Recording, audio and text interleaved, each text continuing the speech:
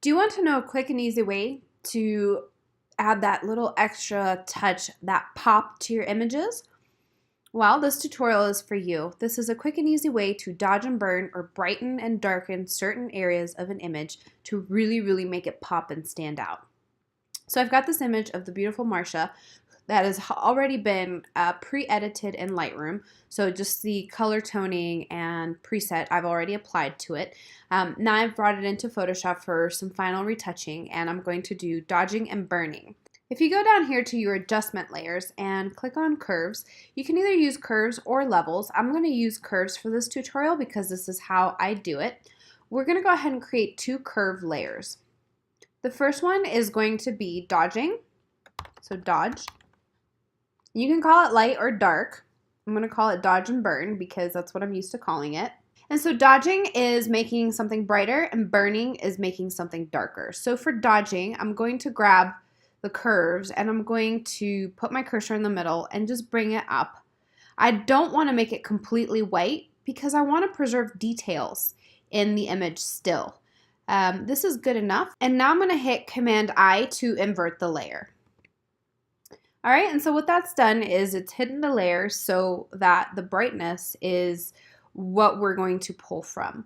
We're going to do the same thing with burning.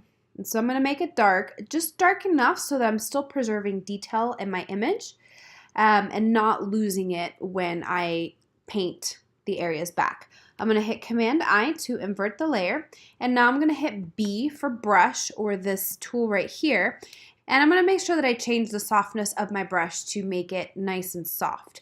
And the flow about 3%. However, you can go as high as 10 without it looking weird. And I seem to have hit something by accident. And I'm going to go ahead and zoom in to the areas that I want to make lighter. So I'm going to my dodge layer, and I'm going to go ahead and brighten up the areas that I think would look really nice, which would be like her hair. I really want to add that dimension to the hair.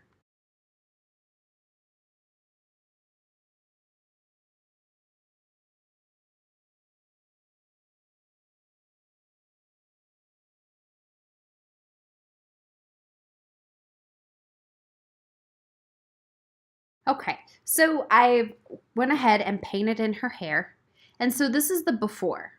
And what I've done is I've accentuated the highlights in her hair. And the reason why I'm using flow at 3% is because if I had a higher flow, say of like 20, and I really want to bring in some highlights, you're going to start seeing these brush strokes. And for hair especially, like over here, it becomes really apparent that you painted that in. And so the 3% really just allows you to bring that in gently without creating that halo effect. So I'm going to go ahead and paint this in a little bit more how I would edit this image, and then I'll show you where I would darken.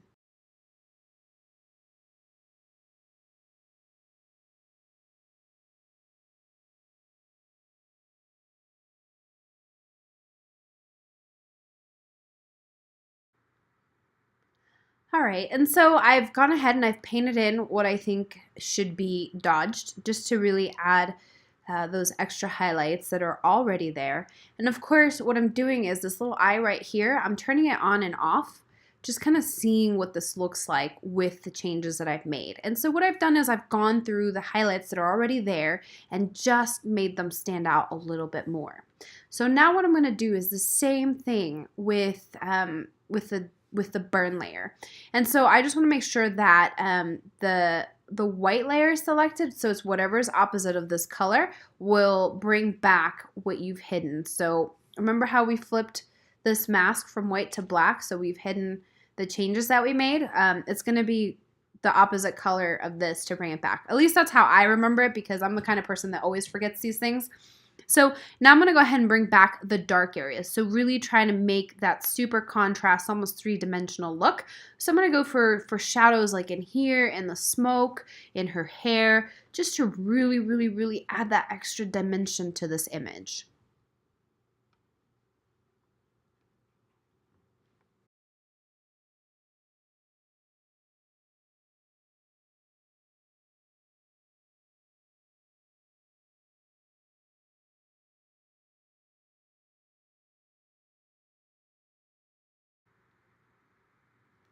Okay, so I've gone in and I've painted the dark areas. And so just to show you what it looked like, this is what it looked like before, and this is what it looks like after.